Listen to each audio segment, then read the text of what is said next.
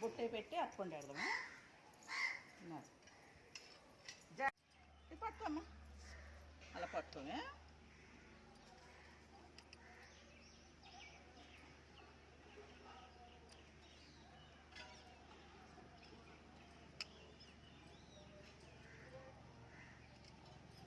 నువ్వు రాస్తావా ఏయ్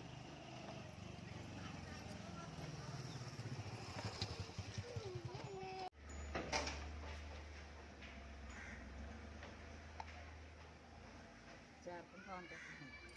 బెల్లం తింటుంది